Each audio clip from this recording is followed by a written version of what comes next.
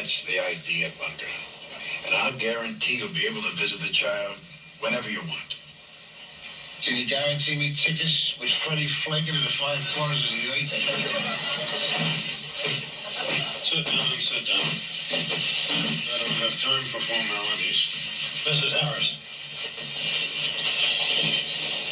Mrs. Harris, I have to agree with you. The child is not being raised in an ideal environment.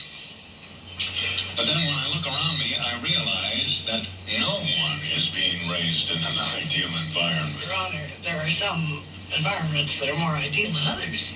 Possibly. But, you see, what we're mainly concerned with here is the needs of that little girl and the choice between you two of which one is best able to fulfill those needs.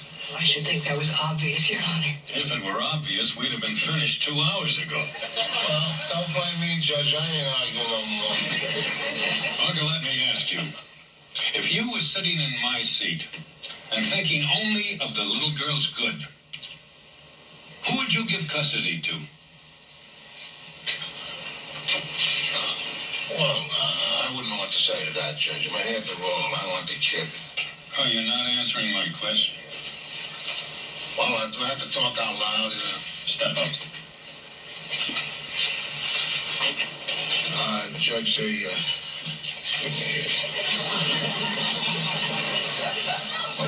know, with me, the kid would have a roof over her head and food on the table and clothes on her back and not a hell of a lot else. And she just had to pick up her culture around the neighborhood to do without us. I can only give what I can give. God knows it ain't much, so if I was sitting in your place, I probably wouldn't turn the kid over to me. But then I wouldn't turn her over to her neither. Why wouldn't you want Mrs. Harris to have the child? Because, Judge, with all her and her husband's money there, and all the fancy and the beautiful life they gave their daughter, when the kid was 17, she ran away from them and she married that bum Floyd. My little girl didn't do that to me. When my daughter found a guy she wanted to marry, she brought him home. And he wasn't no bum, Judge. He got from a fine old-fashioned Polak family out of Chicago. And the two of them moved in with me. They lived under my roof and on top of me for 10 years. That put it on. And that's all I got to say. Your Honor, now that we have heard about his family, could we talk about mine? Could we talk about Stephanie?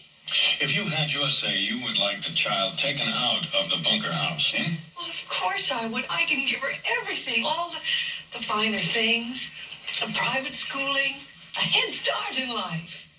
And yes, she should be with a woman. If not her mother, then her grandmother, her own mother's mother.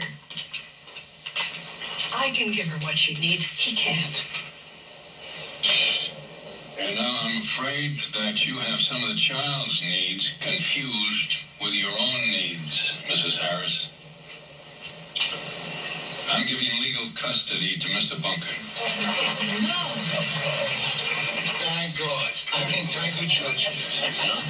That's, I can't believe this is happening. And why are you doing this? That girl has 2 years invested in Mr. Bunker, and he's become her psychological parent. She's established roots and a sense of security. Like, disrupting everything at this time could be most harmful. And you mean you're disregarding all that I can do for her?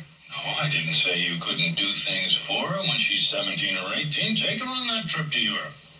But what can he do for her now? He's a totally uneducated man. Mrs. Harris, my father was an ignorant laborer and he drank too much, and I became a judge. I raised 2 daughters. One's an attorney, and the other dropped out of high school and is handing out flowers at the airport. We all do the best we can. And I'm sure Mr. Bunker will do okay. Happy New Year. Happy New Year, Your Honor. I've been with you. I thought your big mouth nephew there never lost a case. Well, that's because the little pisher was never up against me. Congratulations, Bunkers. I'll sign mit Glück. What does that mean? It means that in your life may everything be good. Oh, hey, that's not... Hey, listen, you can make that come true by sending me a very small bill.